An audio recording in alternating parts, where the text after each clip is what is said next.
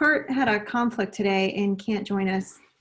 So I think, Alec, maybe you can set up the topic for us and do some introductions. Okay, super.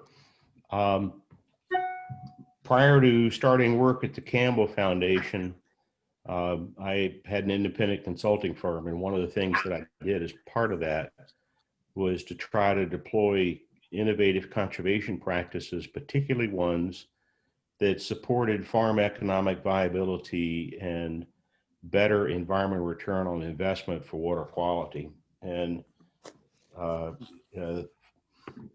so some of you who are in ag may hate me as you learn this about me, but I'm the guy who wrote Swamp Buster back in the 80s and have been very active in wetlands work for years and years, and wrote the law that created the conservation title of the Farm Bill that built millions of miles of buffers, thinking that I was improving water quality, and I had no idea that I really wasn't, and got very intrigued in drainage water management, which is not per se draining lands. Instead, it's managing drainage, and has evolved into a discussion about conservation drainage. And so what we're going to do today is Tim Rosen is going to do the heavy lifting and talk about how this can be applied in the Chesapeake Basin. And I'm going to give an overview of Conservation Drainage 101, just because so much of this stuff is completely invisible. You know, I had no ideas this stuff existed on the scale that it did. And I think what we'd like to do, if it works, is so you can see this is my old clock that's ringing in the background. You know, when I get to be 200 years old, if I can be 4 minutes late, that'd be great too. If there are technical questions, questions of clarification, etc., as we go through it, please interrupt us. Also, please use the chat box as other questions come up, because what we really want to do is have a discussion at the end.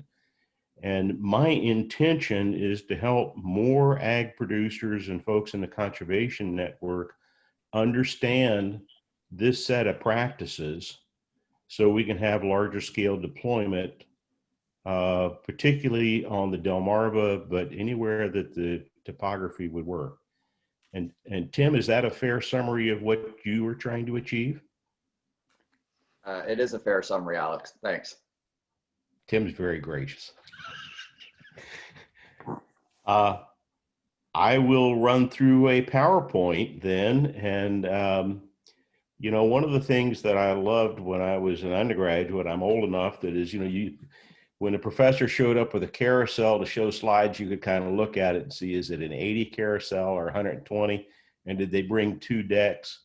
And, you know, you knew how long you could sleep. I hate that about PowerPoint. You don't know if I've got 1,000 slides or what, but I've got 20, and I will run through them quickly. And don't hesitate to get the hook, because as you guys know, you put Alec in front of a microphone, you can't shut him up. So the most important thing on this is Tim's email address, because Tim's going to be the technical person who can help deploy this.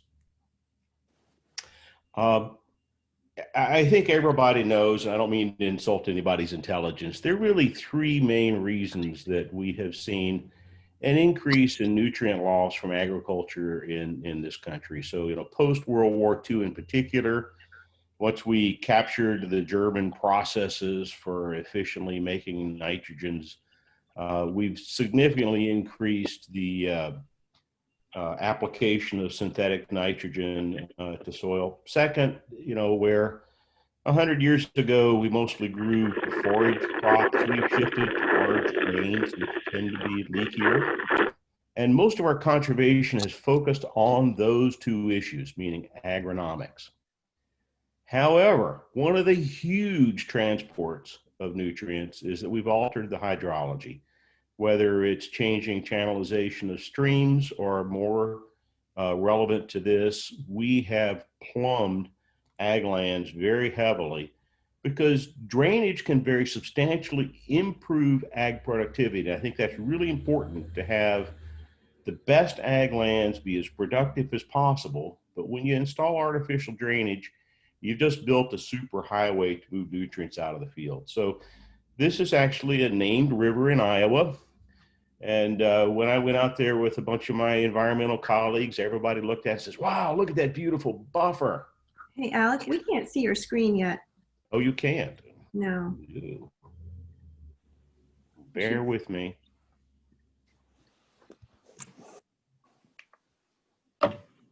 I think you have 100 slides and you didn't want us to see that. So. That's it. That's it. It should be at the bottom. Yeah.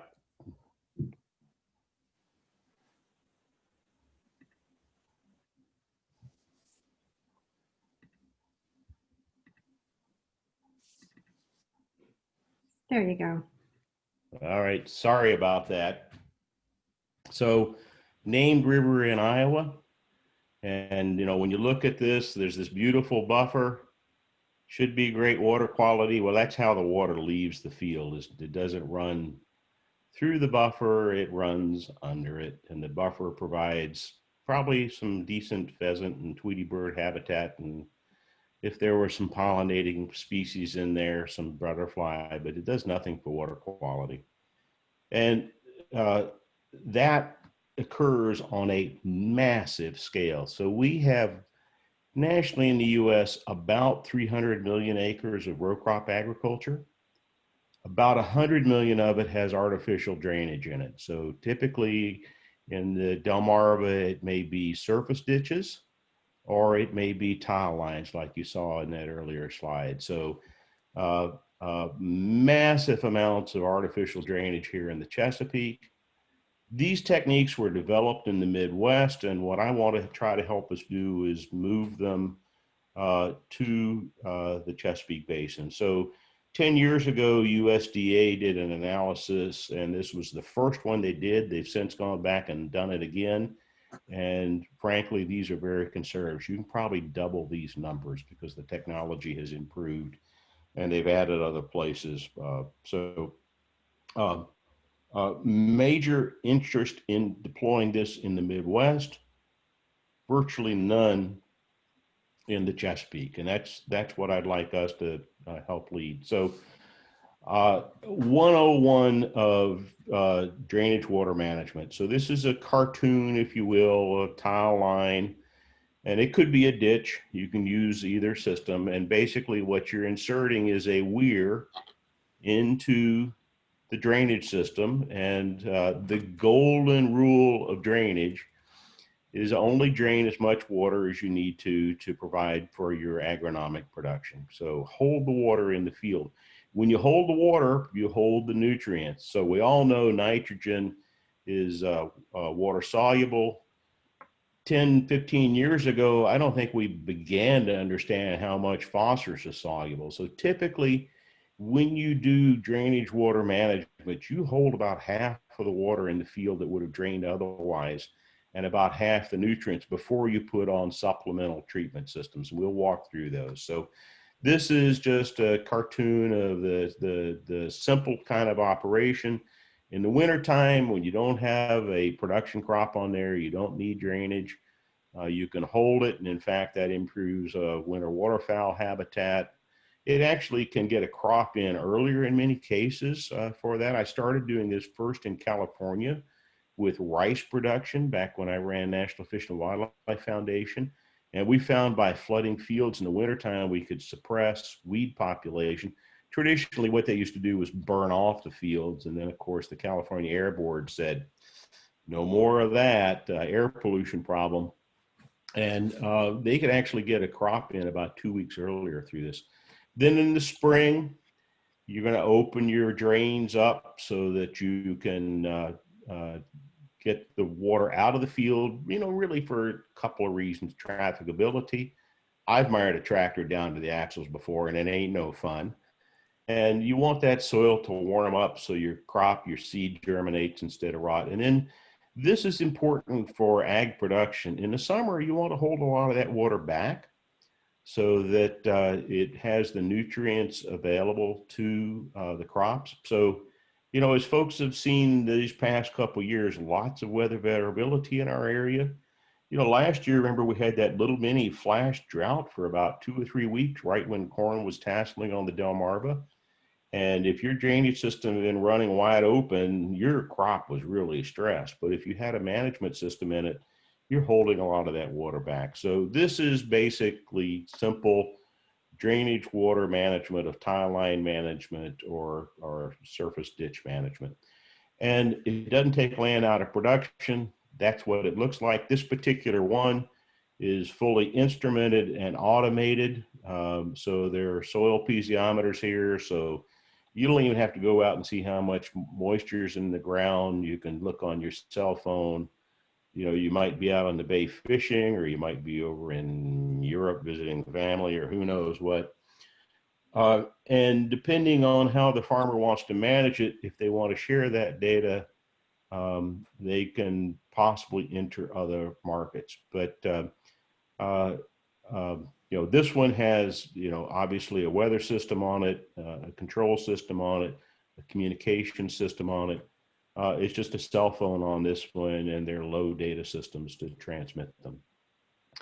This is a second practice that I wanted folks to be aware of. So bioreactor, Tim's built several of those over on the Delmarva. And what a bioreactor does is it creates the habitat for the bacteria to digest the nitrates out of the water, and it converts it from nitrate to nitrogen, simple nitrogen, which is a great thing. The atmosphere, 70% of it is simple nitrogen. This also is a substantial reduction in greenhouse gas, because when those nitrates hit the marine system, most of them can convert to N2O, which we all know is a terrible greenhouse gas, 300 times as powerful as CO2. One of the nice things about these bioreactors is you don't have to take land out of production. You can bury them and plant right over top of them. So what you typically will do is control the water into it. There'll be an overflow for when you get super big storms.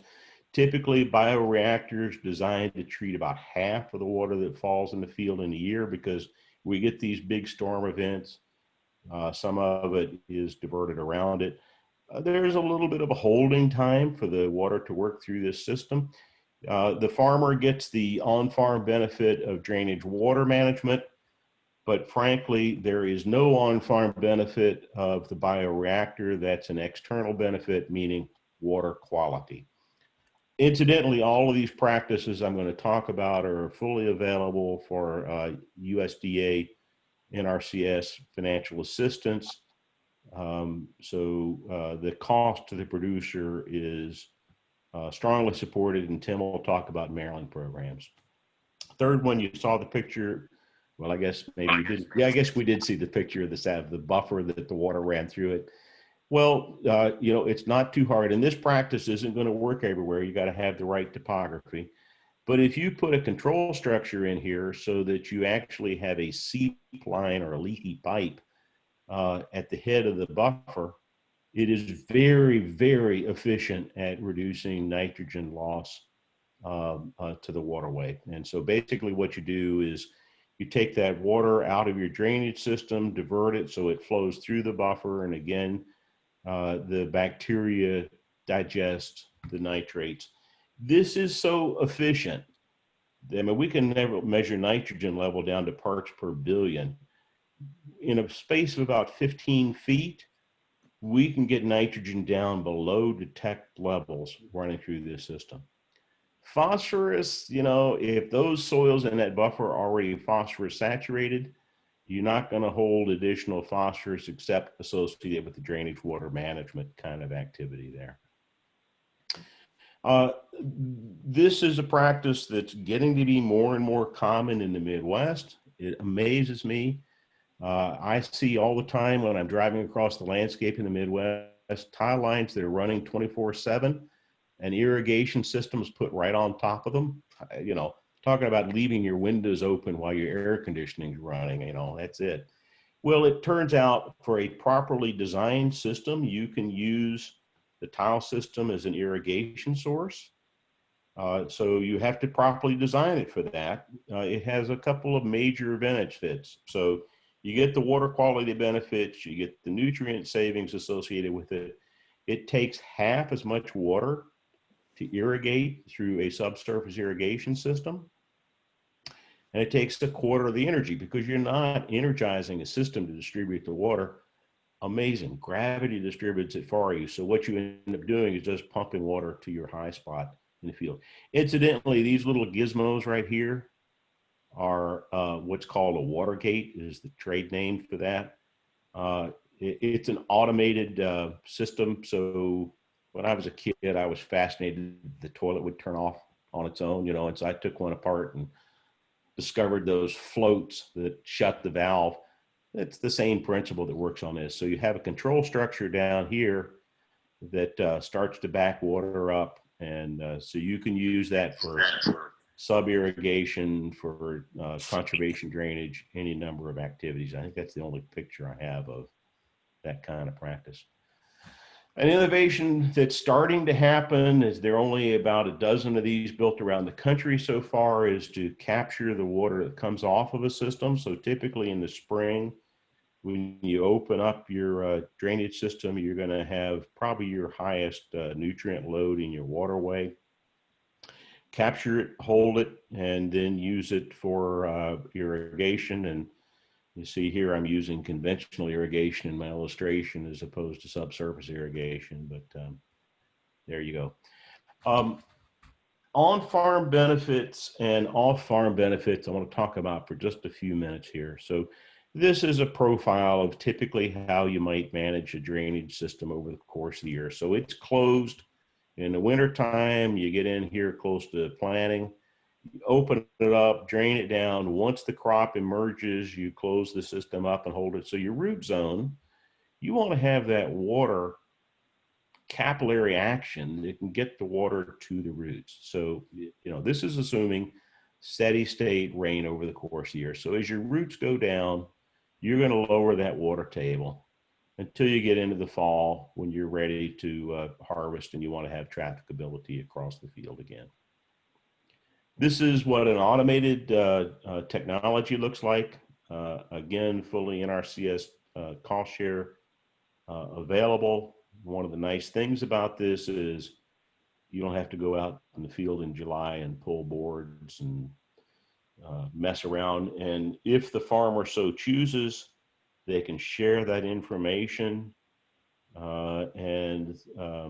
you know, so there are ecosystem service markets or certifications that could be done. So if somebody needs to validate that a practice was actually managed, this is easy.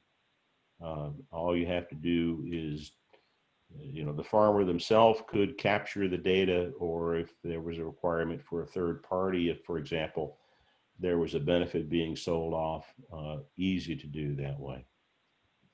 I just want to talk for another second about on-farm benefits, and what's really attractive about this system to me is it produces both on-farm and off-farm benefits. No data like this in the Chesapeake, but Iowa State looked at what was the cause of both corn and soybean loss in Iowa, and you see there are two major causes: drought and excess moistures. The others, you know, significant, but less than half. I suspect we may be similar in the Chesapeake, and we can take a huge bite out of these two components through conservation drainage, through management of the water that leaves the field. This, I think, is where we, the DLLC, can help make a difference. So these, again, these are Ag Research Service data on what the cost to reduce a pound of nitrogen is from these different management practices. And, you know, it's probably going to be a little different when we get into the Chesapeake, but you'll see, you know, probably one of the most popular conservation practices in our part of the world is cover crops. 3 times as expensive as conservation drainage on average. So these other practices have a much, much higher environmental return on investment. And I'd also note, and Tim will talk about this further, is conservation drainage can operate regularly year to year to year. So we get a year like this, and it's been very wet, and I suspect a lot of harvest of fields has been delayed. There was not capacity to get cover crops in back in July, August, and September. And so I suspect we're going to have a fairly profound impact on our cover crop effectiveness in the Chesapeake this year. You don't have that kind of variability with conservation drainage. So I'm going to shut up, let Tim tell you the real story. I'm going to try to figure out how I quit screen sharing. Tim should just be able to take over, I think. I made him co-host. Let's see if this works out.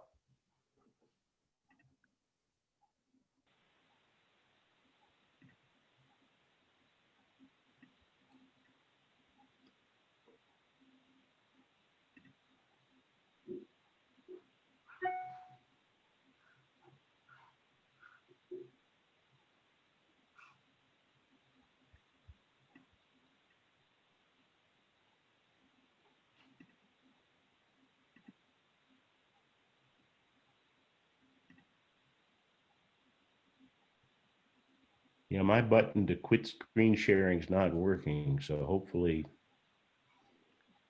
Yeah, I have it so anybody can really share. Okay.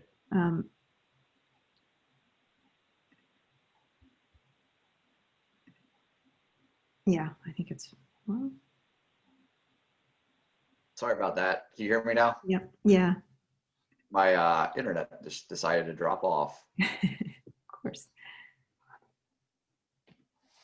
Let me try that again.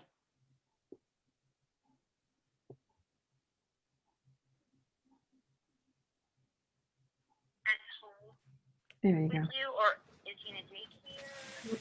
It'll be at the house with Michelle. Okay, Lindsay. perfect.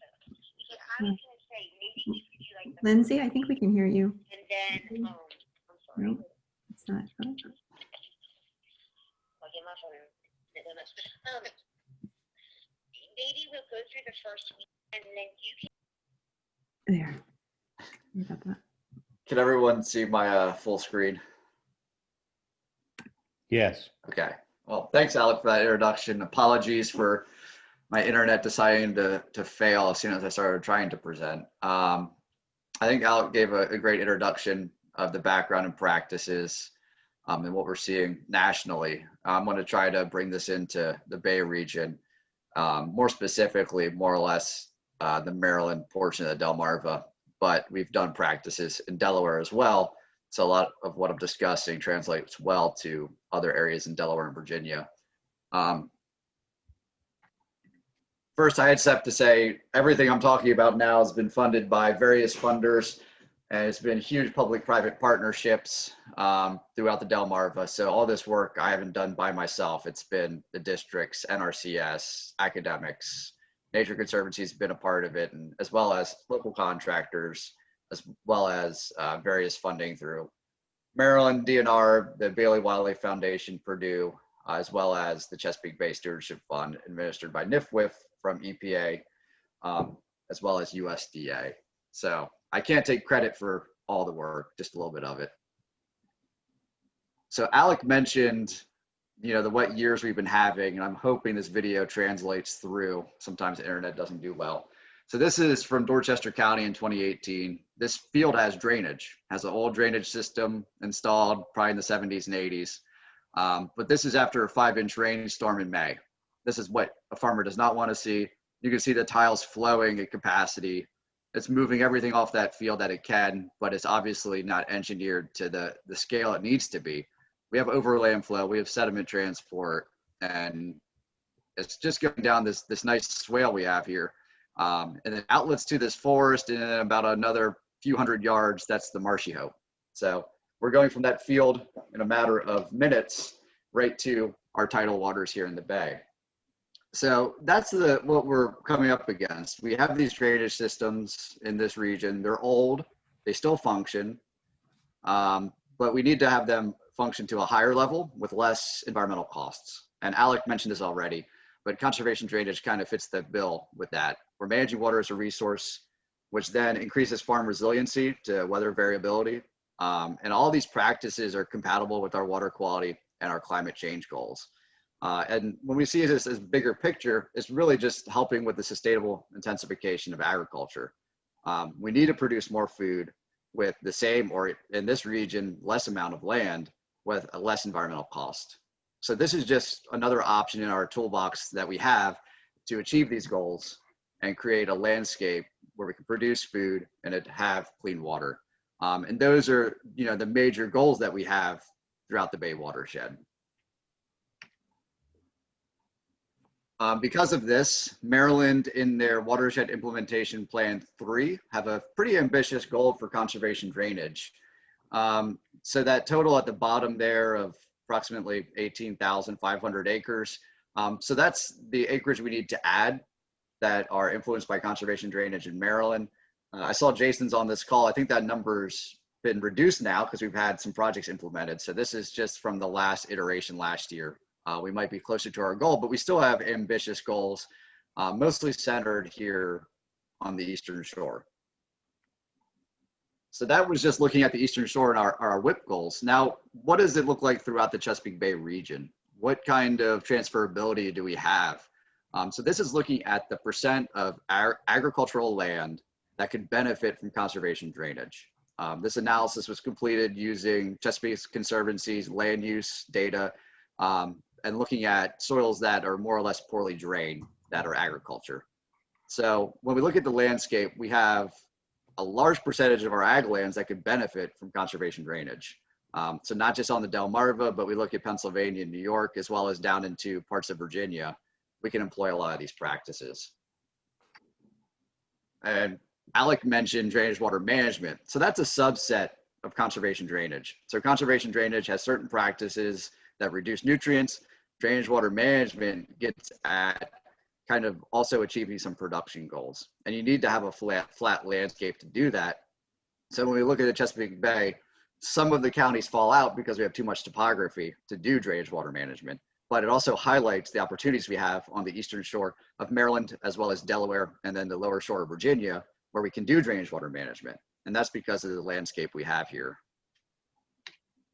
And then this just gets me into understanding when I say drainage water management, flat landscape, and tile drainage, we first have to understand there's some different kind of systems in our landscapes. So this is pattern tile, and it's pretty self-descriptive. It's drainage tiles set up in a pattern that connect to a tile main, which is usually a larger pipe. And we always want to try to get this to one outlet. So this is where management becomes fairly easy, because if you have one outlet, as Alex said, you can put a water control structure on it, then all those tile lines in that flat landscape are influenced by that one water control structure. Now, what we're finding in Maryland and some portions of Delaware, we do pattern tiling a little bit different. Perhaps we don't use that tile main. Instead, because we have so many ditches, a lot of times we just run our smaller tile laterals right into the ditch. So that has great for drainage, right? And great for your pocketbook because it's not as expensive as adding in a larger pipe into that system. But from the management perspective, it's nearly impossible to manage that. You have to totally retrofit that system and redo how that's configured in order to create drainage water management in that kind of setup. In areas where we have a little bit more slope, we have a lot more random tile. So this will be, we see this in Kent County, Delaware, as well as Queen Anne's, Kent County, Maryland, Cecil County, Maryland, as well as Talbot and Caroline. And we call this random tiles because we have generally one tile line that goes to a farm depression in a field. And what we use are what we call tile wells or tile risers to take that surface water from the depression to drain it, and then we outlet it right into that ditch or stream. And this gets back to Alec describing what he saw along those buffer landscapes, is that this field, as you can see on that bottom left corner, does have a buffer on that stream, but here's that picture of that pipe outletting right into that stream.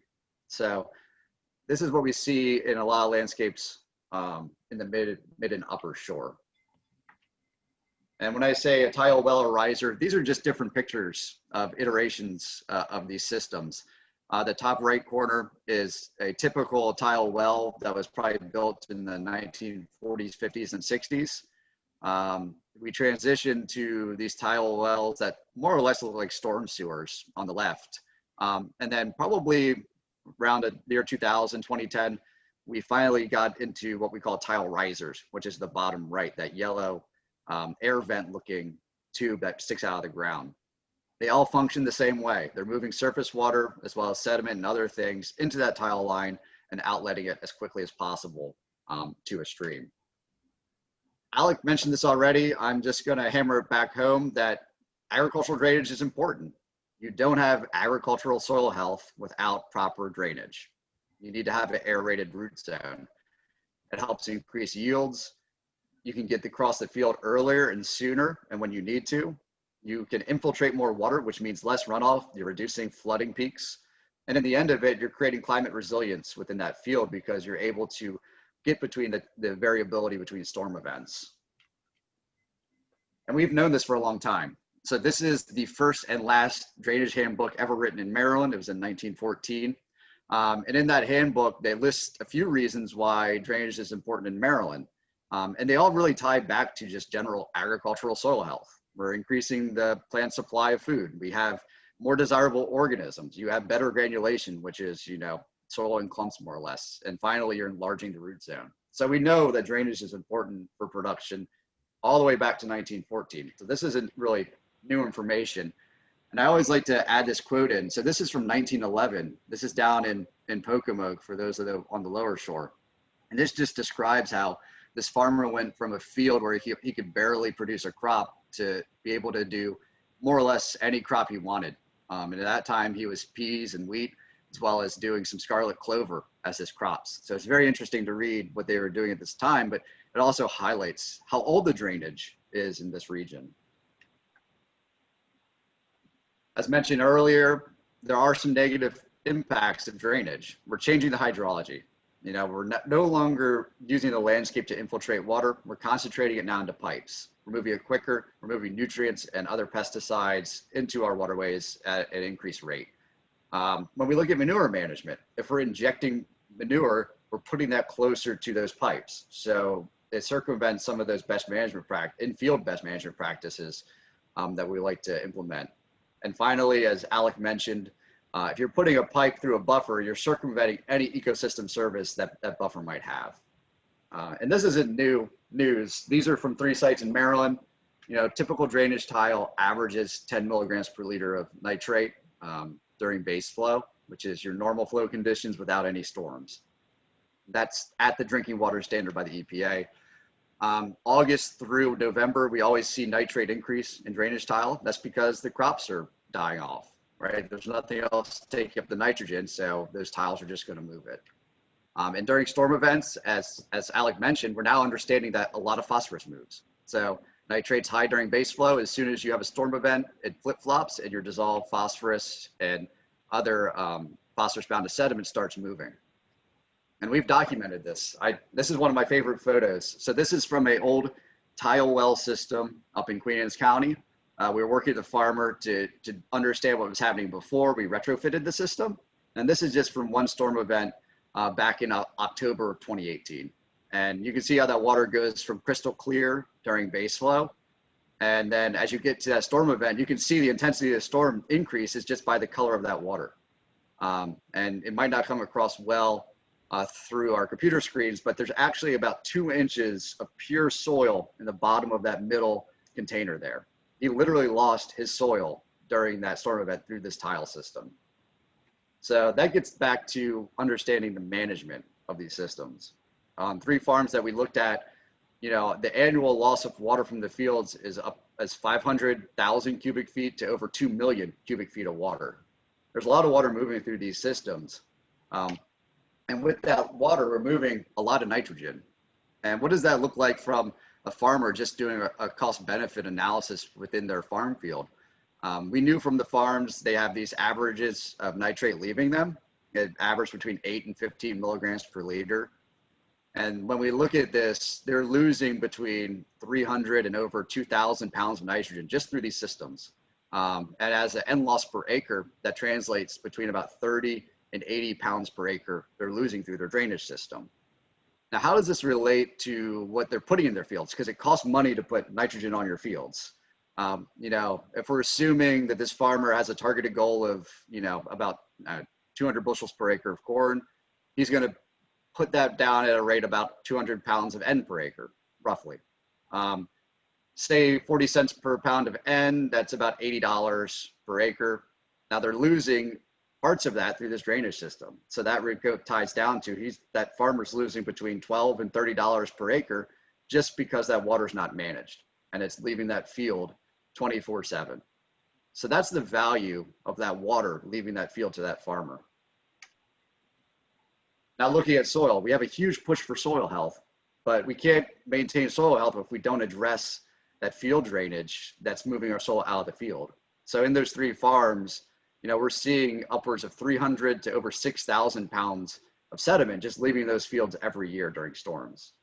So if we want to really have a discussion of soil health, we also need to have a good discussion of how do we update these systems so we're not impacting the soils in those fields. So we discussed conservation drainage, and this is, I would say this was the first comprehensive conservation drainage project installed in the Bay region. This was Caroline County.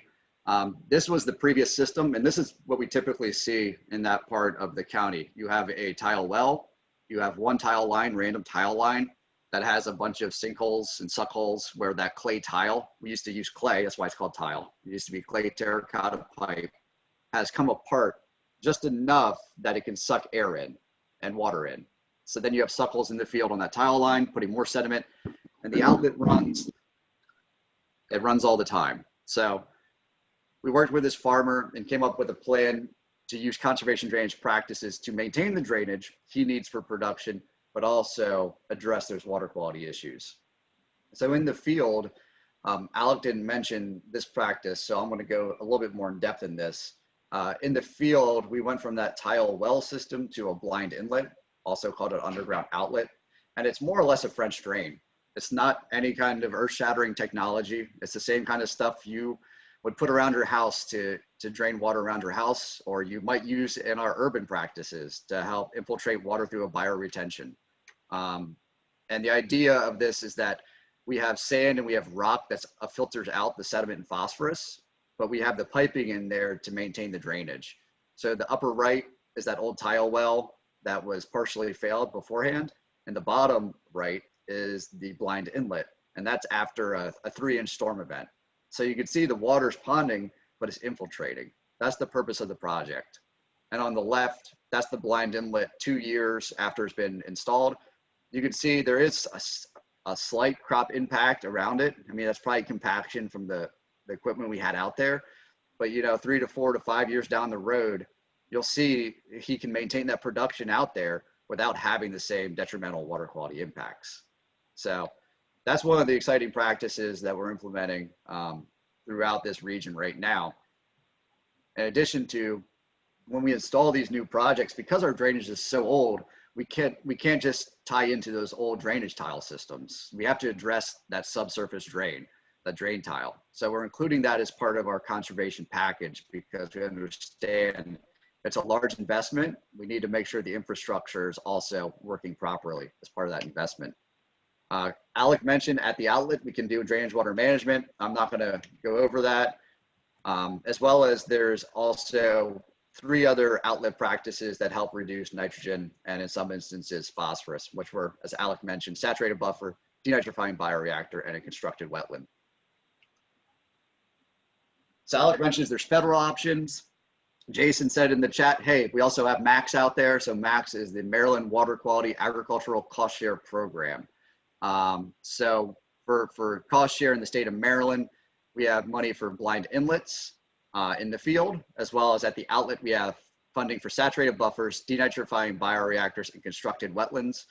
And if the farmer does this as a complete system, we will also cost share on the replacement of that drainage tile. The idea here is that we need to have the incentives that that farmer would rather do a conservation drainage project than going to a local contractor just to do drainage. So that's the competition there, is that we need to make sure these practices are cost effective enough that it's a better option. So this is what we have in Maryland right now, and we're working through this at the moment. We have, I think, 2 projects that will be going through the MAX program soon. So we'll know how that goes. But we're excited. I mean, it's something that's extremely necessary to achieve our conservation goals. So now getting back to some of the nuts and bolts. So this part of this presentation, I stole from a program we did. My coworker Laura Wood had a grant to do farm resiliency by soil health as well as conservation drainage. So when we talk to farmers, we really have to drill into determining that return on investment, because this is an investment. Even going through cost share is still an investment. And this gets into what I just discussed a moment ago about we need to have cost parity between a typical drainage project and a conservation drainage project. So these are some of the numbers we use to determine return on investment between typical drainage project at the top there, and then 2 different conservation drainage options, which is a saturated buffer plus a blind inlet, or a bioreactor plus a blind inlet. I don't really want to get into all the nuts and bolts on that. It's a little bit overwhelming. If anyone's interested, I could detail that later. But just the general takeaway here is that when we do a typical drainage project, this is random drainage on the Delmarva, it's usually costing that farmer or landowner, you know, $15,000 to, on other, if it's a larger project, $20,000 to $30,000. So we're looking at 15 for this example. Using the current crop prices and every other kind of investment that that farmer put in, the return on investment to that landowner or farmer is about 13 years to recoup costs of that for that drainage area. So when we look at a conservation drainage project, going to a saturated buffer blind inlet system instead of just a typical drainage project, we're adding in another $12,000 of additional costs. So looking at Maryland, which obviously they're not going to do on their own, if you go to someone and say, hey, $15,000 to do drainage, $27,000 to do conservation drainage, they're just going to pick the drainage. So going into cost share and using the MAX program, we can now more confidently say to that farmer or landowner, hey, you know, we understand you're trying to retrofit your drainage system. You need a new one. Here are your options. You know, if you work with us, we can reduce your costs to, you know, $5,000 to $6,000. We'll take on the bulk of the cost, which is the conservation portion of it. And that reduces that return on investment to that farmer or landowner to just 5 or 6 years based off current crop prices. So that's the important discussion we have here, is that right now, at least in the state of Maryland, through our state cost share program, we have decent incentives to get these things moving. The federal incentives, I think at this point, are based off of average cost for a region. I think they might be a little bit low in Maryland, so that cost parity might not be there for this at this moment. But understanding this, the economics is very important to getting these projects in the ground in this region. Hey Tim, this is Steve. Do you look also at the nitrogen loss and phosphorus loss and try to come up with a cost reduction on that side? Steve, you're 3 slides ahead of me. Yes, I will get into that. Okay. When we look at the pattern systems for drainage water management, we unfortunately really don't have a good way to incentivize that farmer or landowner to do a conservation option. And that's because a lot of that system is tied up in the drainage laterals, which are mainly for purely agronomic means. It's not, there's no real conservation measure for that 4-inch tile line that they installed to help drain. So when we look at this, in this region, a typical pattern tile system is going to cost you $32,000 to $33,000. That's about a 20-acre field. You add in drainage water management, it's not a huge increase for drainage water management. It's just, you know, the addition of that water control structure. But you're still adding in additional costs there. We can cost share that cost, but we're not dropping down that amount of money exceptionally to make it really that attractive to that landowner. And then when you add in the additional conservation, we can cost share the conservation, but we're not really creating the incentive there to do that project still. It's still, you know, I'll deal with the typical drainage project and I'll cut my costs somewhere else along the lines than having to add the additional conservation costs. So under this 14 years for typical drainage, using conservation drainage in these kind of systems, we can get it down to 11. But using these systems, we do have huge potential impacts on drainage water volume, as well as achieving water quality goals. So there is a need to figure out what are the additional incentives that we can put out there to get these farmers to adopt drainage water management and other conservation measures in these systems that are, you know, prohibitively expensive at this point to do conservation. And Steve, here is the answer to your question. So these numbers at the very top are what we call land use loading rates. And this is pulled from, hopefully I pulled up the right documentation for the phase 6 model for the Chesapeake Bay program. This is for their double crop fields. Jason, correct me if I'm using the wrong numbers, you might know better than me. When we look at total nitrogen, the Bay model more or less says that's going to be 31 pounds per acre per year on that farm field. For total phosphorus, we're looking close to 2 pounds per acre per year on that farm field. And then for sediment, we're around 2.2 tons per acre per year on that farm field. So that's what the Bay model says a farm field is more or less losing every year if it's double crop agriculture. And Tim, that's just the raw load without any BMPs whatsoever being applied to it. Correct. That's just the raw load that we see if there's no BMPs. And Tim and I talked about this a couple times, so that efficiency on nitrogen reduction that the Bay model credits at 20%. So, oh my God, is that conservative? I mean, typically we see 50% just for conservation drainage. And then when you start installing other practices like a bioreactor or a saturated buffer, you can readily get to 80%. I think it is appropriate to be conservative, but that number is extraordinarily conservative. Yeah, so these going down the line here, taking those per acre loading rates, and then looking at, you know, a typical farm field is 15 acres of drainage. So now we have about 463 pounds of nitrogen per year coming off that drainage. And then moving over to the phosphorus and sediment, we're specifically only looking in that area that will drain to a blind inlet, which I say is 5 acres roughly, is kind of an average number. So we're looking at 9 pounds per acre of total phosphorus and 11 tons per acre of sediment. So going to what Alec was just mentioning, you know, saturated buffers as well as blind inlets also have efficiencies that are now credited in the Bay model. You can look up the documentation, but for saturated buffers, they gave us 20% reduction. And then for blind inlets, they have 40% phosphorus reduction and 60% sediment reduction. And Alec was mentioning that a lot of literature on saturated buffers at least have them around 50% load rate reduction. And for blind inlets, generally phosphorus and sediment reduction is on the order of 70 to 80%. The conservative numbers are understandable though, because there's going to be a lot of variability between projects, and we'd rather install more projects than not install enough. So that's kind of my understanding of that conservative nature there. And then we get to the per year reduction, 93 pounds of nitrogen, 4 pounds of phosphorus, and 7 tons of sediment per year. And then I just put in some comparisons here. So the great thing about a conservation drainage project is that it's a long-term structural project. You know, the ones we're retrofitting now, you know, were installed between 1940 and about 1980, just to give a sense of how long they've been operating. They're still working. They're still causing resource concerns.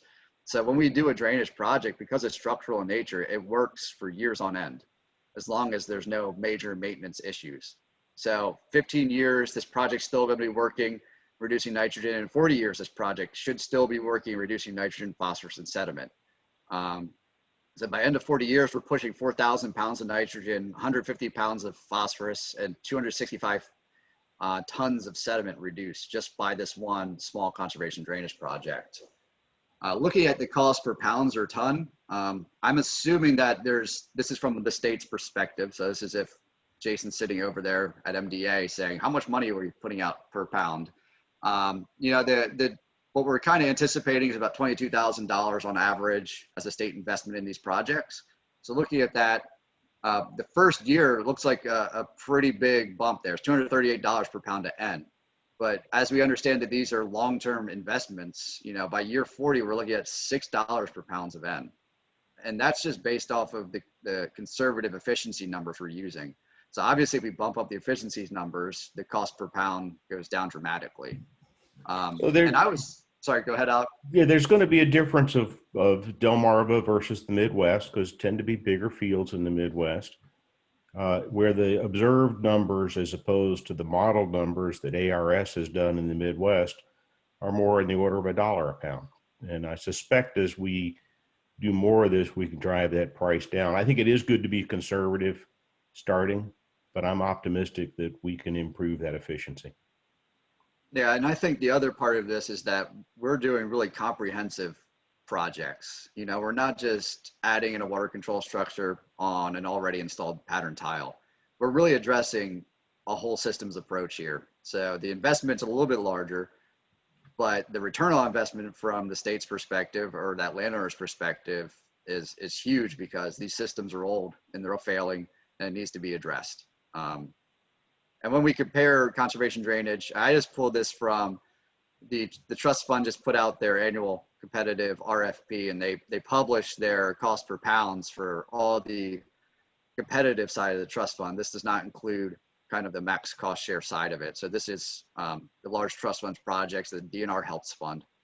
Their per year nitrogen average reduction cost is, you know, around $1,600, and then up to sediments about almost $16,000 per ton of sediment per year. And compared to the 15-year lifespan, you know, we're sitting at roughly all these kind of average $16 from that saturated buffer compared to $112 from a typical trust fund funded project. You know, it's a 150% difference between a conservation drainage project versus the funding we're currently doing using for the trust fund projects at the DNR level. So this is where our cost savings are, and why these projects are so exciting is that we can do, you know, potentially 150% times the reductions without having that major costs when we do these things. So that's why we're really excited about conservation drainage and the potential it has within the Chesapeake Bay landscape. Is that clear? It's a lot of numbers on that page. I just want to make sure. I'll probably put some of you asleep. So looking forward, what are the limitations and opportunities we see in our landscape? Right now, we had this past 2 months, I think on the Delmarva, we've had about a half year's worth of rain. Last time I checked my rain gauge between August and September, I had 25 inches here in Easton. So as you can imagine, there's a lot of farmers, you know, talking about new drainage. Unfortunately, when we do conservation drainage projects, we have to have an ongoing resource concern. So that means from our perspective, we have to go out and be able to physically locate a tile line and say, there is a tile here, there is a well, we can come in and help you. But that means we're limiting ourselves in the scope of projects that we're going to be working in, because a farmer is allowed to add drainage to any field that is determined to be prior converted, which is, it has been a farm, you know, previous to 1985, and it's been continuously farmed, and the drainage that is out there has existed previously. They're allowed to go in and add drainage to that field. So, you know, I keep a tabulation of all the projects I keep saying no to, and it's you know, coming up on almost 300,000 linear feet of new tile that will probably go in Maryland without any conservation. So that's kind of, you know, hurts a little bit, because that's a lot of opportunity we're missing. This also gets back to understanding eligibility. You know, what can we work with, what can't we work with, and trying to determine from the state's perspective what we can and cannot do. And then some other things that we're running into is that when we cost share a project, it's not always the most straightforward process. We have flat rates for all these, and all goes back to a percentage.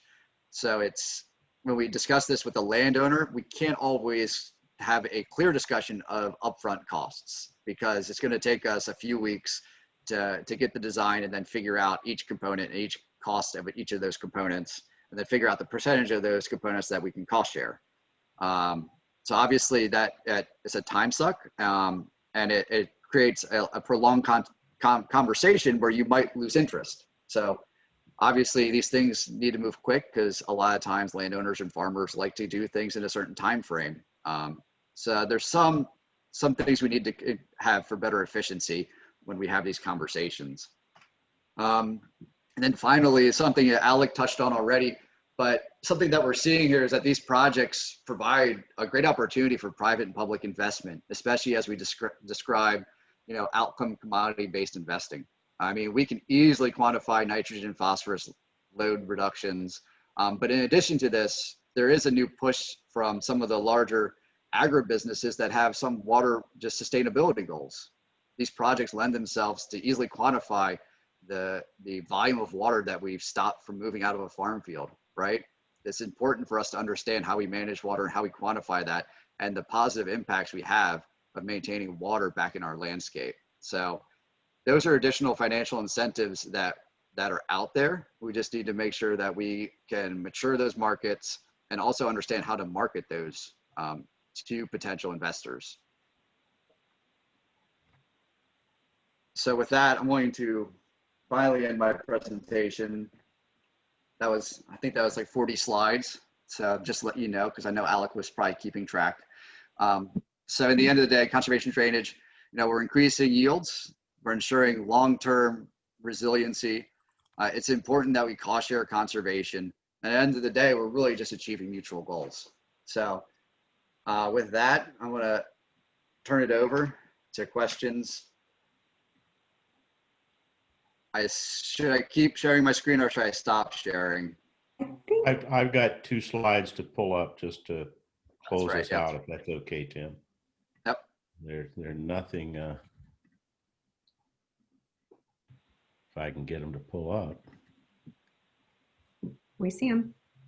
All right. So just to stimulate, the discussion, as Tim noted, these are structural practices that should last the low end 15 years for a bioreactor before you have to recharge it, to managing the tile system that ought to run for 40, 50 years.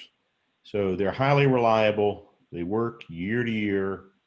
It's easy to quantify it. If you've got, for example, somebody who's interested in buying grain that can be certified as better water quality grain, it's easy to create that kind of certification. And, really what I want to emphasize is the cost outperform other environmental production systems. That doesn't mean this is the only solution. We need, as Tim said, a systems approach to it. But this is low-hanging fruit that's going to produce year over year over year. You don't have to go in and put in a cover crop every single year and wonder if it takes. When you install these practices and manage them, they're going to take. And finally, just to discuss briefly some of the broader ecosystem service benefits. So they're both off-farm and on-farm benefits. Water quality, flood reduction, I've been frustrated nobody will buy water quality, but people will pay a lot of money to keep water out of their house. And when we look at these systems, they're scalable. They don't have to just operate at the field level. They can operate at the farm level. They can operate at the watershed level. Massive reduction in greenhouse gas emissions, great habitat improvements. It adds to resiliency of farm operations, that one of the great variables is too much or too little water. And for a farm, typically, and there's some good data in the Midwest, not so much here in the Chesapeake, typically just from the drainage water management practice. So that doesn't include things like sub-irrigation or anything. Typically, we see about a 5% bump in yield in corn, reducing the risk, reducing input costs, et cetera. So this was really intended as a way to sort of stimulate the discussion among the group.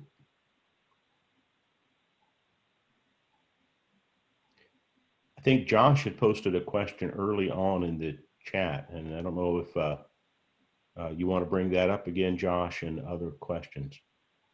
Yes, Josh. Well, first of all, great job for both of you.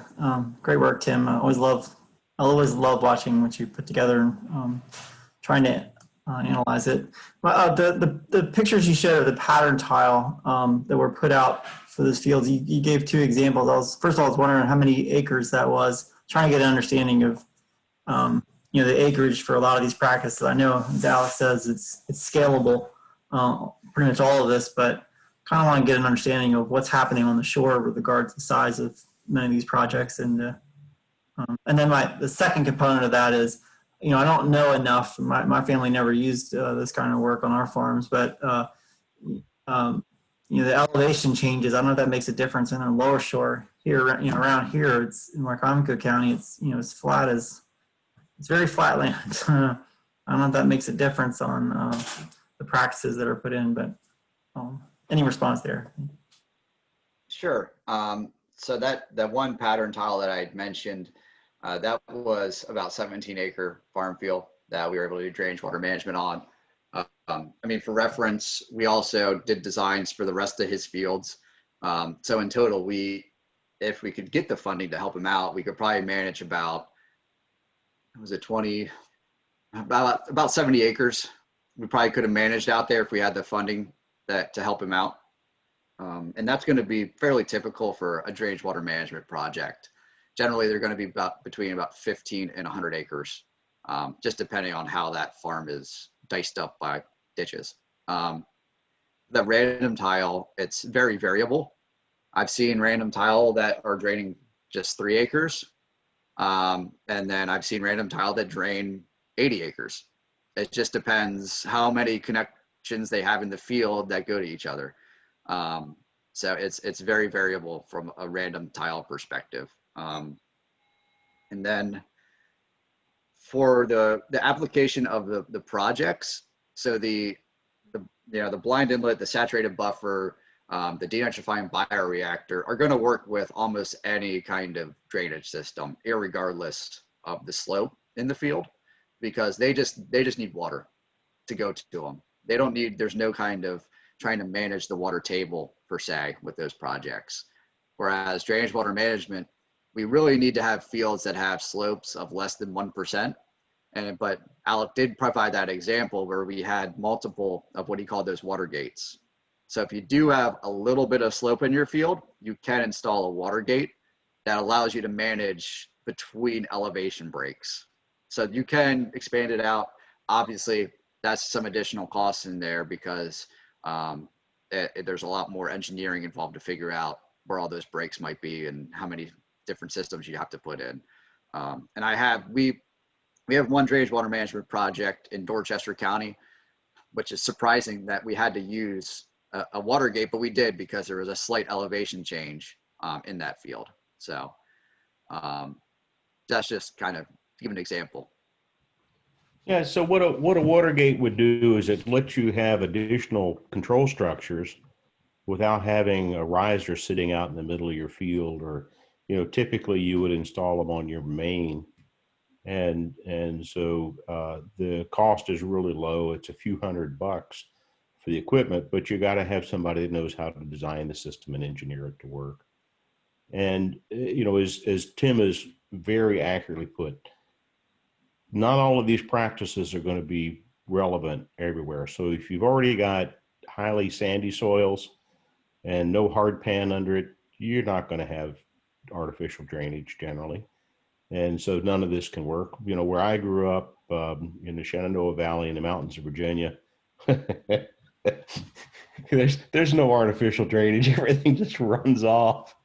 But when you get into places that might have a hard pan that could have come from a clay layer or compaction of the soil, and we're seeing, over the course of time, more areas that have drainage challenges.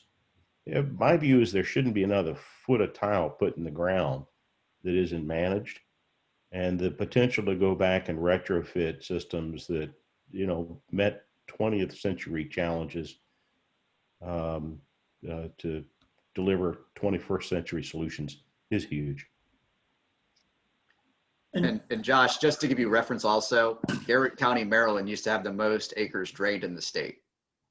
So you mentioned the Shenandoah Valley, but in between the hollers in Garrett County, they had to put in tile drainage because obviously when you cut down all the trees, all the sediment goes to the valley and they needed better drainage.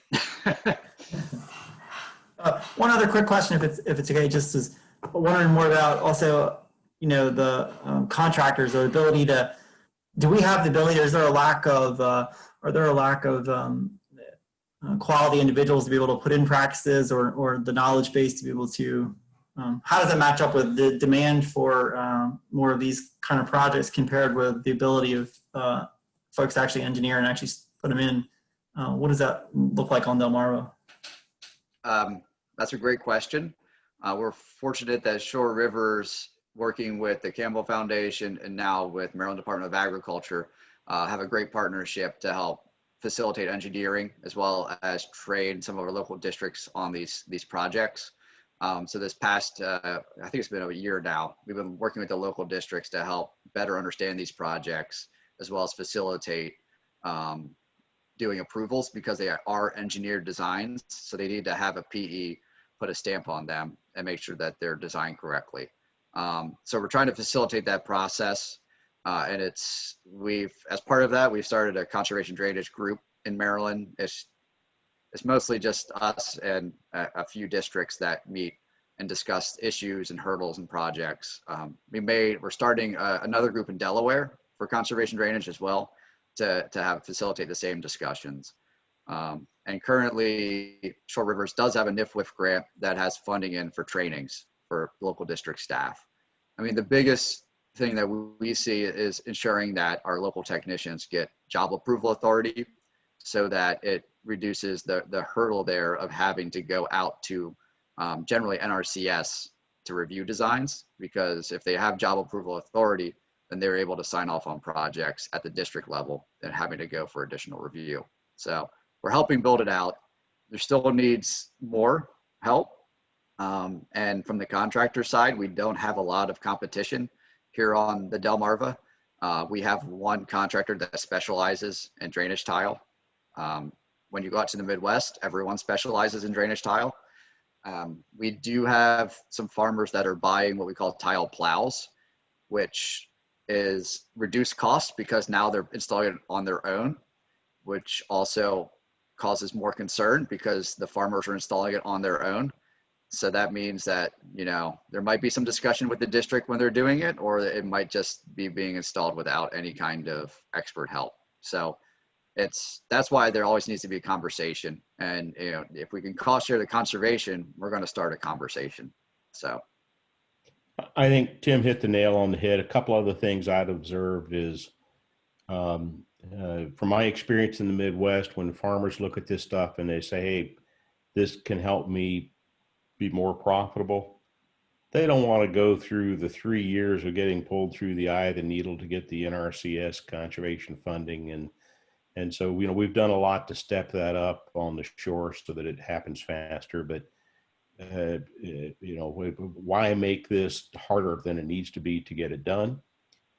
And second, it is a new process, so there's a learning curve. And, you know, Tim and I have laughed. We helped design a project that Shore Rivers installed several years ago. The drainage contractor wanted to make sure the system drained, so he punched the bottom of the tile line down through the impervious layer, which means it couldn't be managed anymore.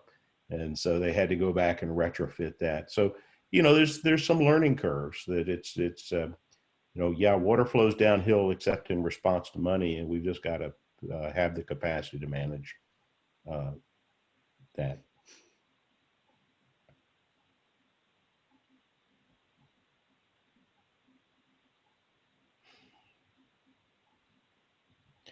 Can I ask a question of Bill Massey, if he's still on? Looks like he is. Is this something that has the potential to resonate more broadly with farmers, and what do producers need to think about this? How do we do more effective outreach? Can you hear me, Alec? Yes. Yeah. I was watching all this, and I'm thinking, you got to understand, I grew up in Wycomico County, so we've got a drainage ditch very, very often in just about every field down here. So it's a totally different animal on this end of Delmarva and than what it is up in Caroline County, Queen Anne, some of the areas that you guys were showing. So it's funny because I was sitting here watching all this and I'm thinking, how do we adapt that? Because we've already got the ditches and we've got a pretty good system of one ditch flows into another ditch with the, with it's almost a natural buffer of grass and weeds and sediment, etc. So I don't know. I was trying to understand how it would work more for us on this end and how we would adapt it, to be honest with you, Alec. Well, I think most of these practices could be used for ditches as well. So, certainly we can put weirs in systems. Yeah. Yeah, and that's what I was thinking. That's probably going to be more practical for our application on this end than some of what I saw here on the presentation. Right. Yeah, So go ahead, Tim. We use tiles just as a consistent way to explain it, but I think you can do most of these either way. Yeah, we've adapted bioreactors to work with ditches. And obviously drainage water management kind of more or less started in Maryland with using structures for water control in a ditch. I mean, that was our go-to for a while. But the example I showed for the pattern tile was Somerset County, just to give you reference of where that was installed.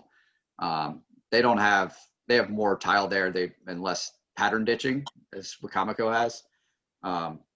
And I mean, the other question is whether or not, those pattern ditches could be, eventually covered up at some point. I mean, that's the only way that you could adapt it for traditional tile drainage management. I mean, those fields, I've seen those fields, they're very cut up. So that's kind of a management perspective, whether or not, as our equipment gets bigger, what's the management of those fields look like for the future? It'd be a huge investment, obviously, to adjust those fields to do that. But I think from the practice perspective, Alec is right. You can obviously manage water in ditches. It's just not going to be as effective because you're dealing with evaporation and other influences. Right. Okay.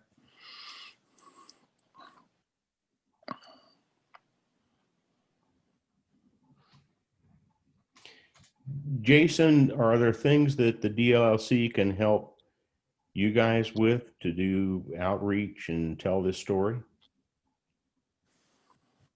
I think Tim hit the nail on the head. I mean, in looking at the chart that we put together for our WIP goals, there's a lot of opportunities out there on the Eastern Shore to implement this practice. So we are definitely interested in continuing the conversation how to best promote this practice and to identify those opportunities on the landscape to get these practices in. We're excited that the MAX program is cost sharing on these. It's taken some time for us to get that through the process, but we do have a significant amount of state cost share available for these. So let's continue to work together to get these practices in.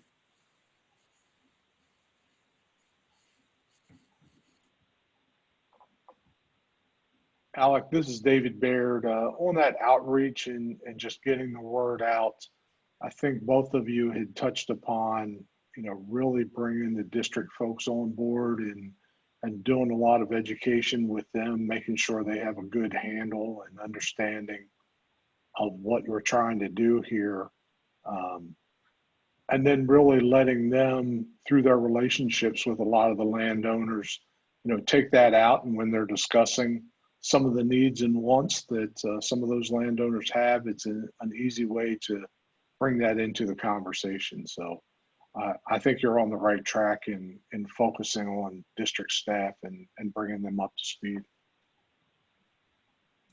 I'd compliment Lindsay for organizing several years ago a drainage water demonstration tour to do outreach. And I know Shore Rivers typically does a couple a year. Obviously, this is a odd year. But my sense is one of the challenges is this stuff is largely invisible. And how do we make it visible?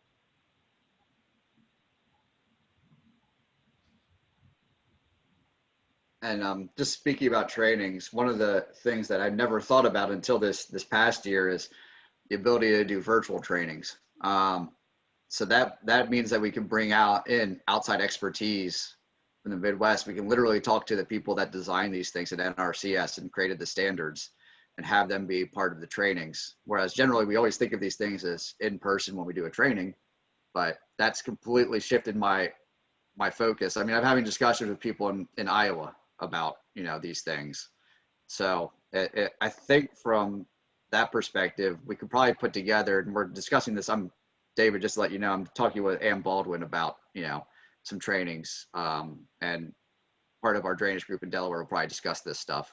But it's how do we format these trainings and what kind of information we need, and what kind of experts can we get, because obviously we all know how to use Zoom now. So it's kind of an exciting opportunity to bring in the experts without actually having to fly them in. Kristen had often offered up a couple of comments in the chat about NRCS. I guess that means is currently accepting applications for tile drain management, precision nutrient management, and other practices. I'm not sure if she's still on. Yep, I'm here. Yeah, we have a RCPP grant that we worked with Maryland Department of Agriculture to get, and it's primarily focused on precision nutrient management and soil health, but ag drainage management practices and saturated buffers are included. Now, I just did note that there's some challenges perhaps participating in NRCS's program.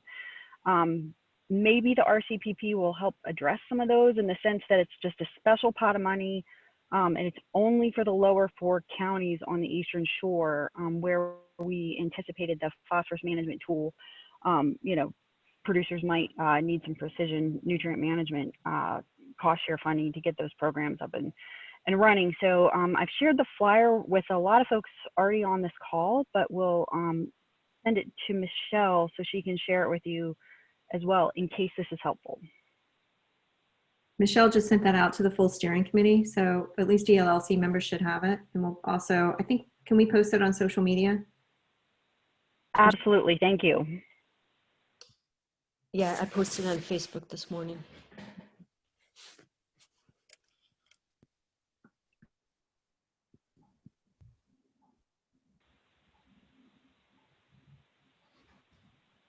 Other questions? I never want to run longer than we need to get through the substance.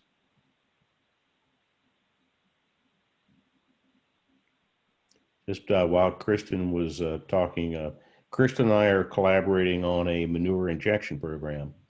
And, one of the things that we've always recommended is if you're going to do injection, close your tile lines.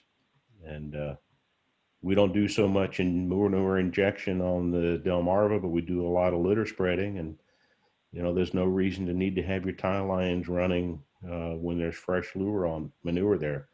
Give it a little while to get incorporated. And so manage your water to hold it in your ditch or your tile line and in the field, so you're not stripping those nutrients out and putting them where you don't want them.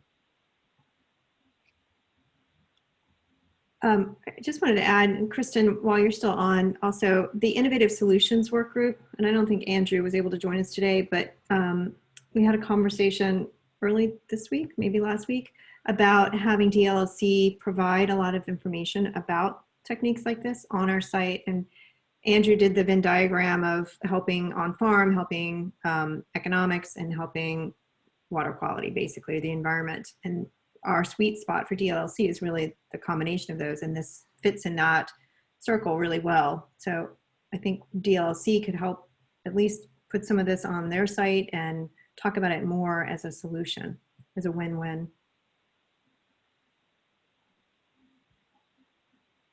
Yeah, and I actually kind of want to follow up on with Paula's comment there. Tim and Alex, do we have any research data on the benefits of using a drainage management system when poultry litter is surface applied? I know a lot of research has been done on these, but do we have any, I'll take regular manure, like do we have any data on manure, the benefits of capturing nitrogen, Alex, as you said, because I'm wondering if our nutrient reduction fully captures that. And the reason why it might not, if it's just for commercial fertilizer, is that manure nitrogen, a lot of it's in the organic form, and it could be mineralizing, you know, on any warm day, whether there's a crop growing or not. So I'm wondering if it would be perhaps a different efficiency in a manure fertilized field compared to one just receiving commercial nitrogen. I'm not aware of good analytical research that documents the difference between, say, a manure and a synthetic. I'm aware of lots of anecdotal cases where the tile lines run brown when there's a manure application. But I'm not aware of any research on that.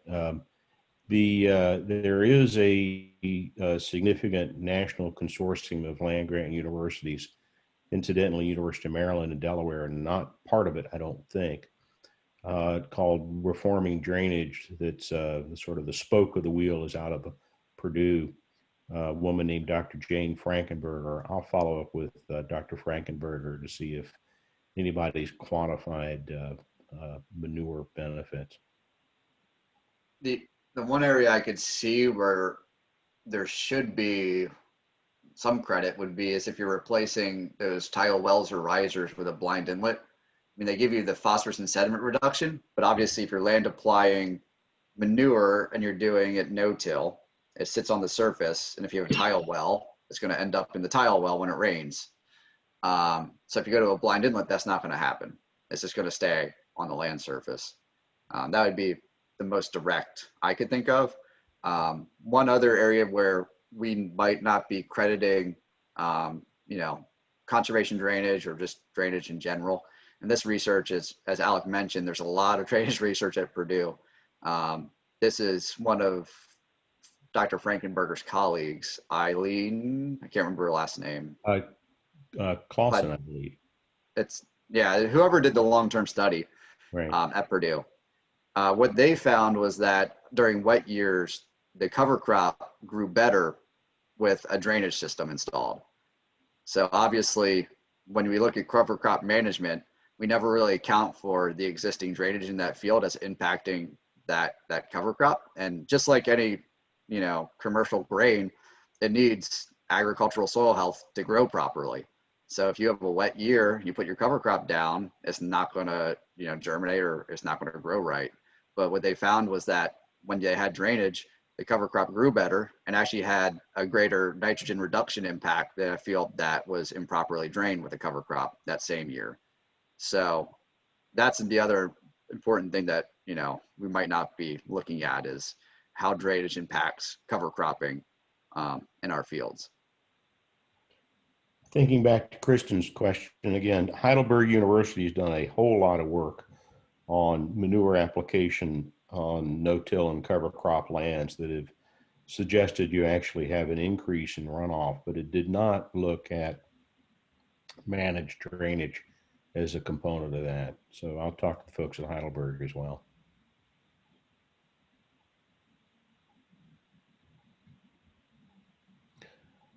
All right. I just want to thank everybody for taking an hour and a half out of their day to listen to this. And yeah, especially during lunch. I'm seeing some thumbs up. Thank you both. And I also wanted to remind everybody, this is being recorded, so we will have this available on our website later. I know a couple of our members couldn't be here today, and really looking forward to looking at it. And maybe over the weekend, I'll have a chance to view it. thanks all. All right. Yeah, thank you. Thanks, everybody. Thank you, everyone. Thank you all. Bye. Bye.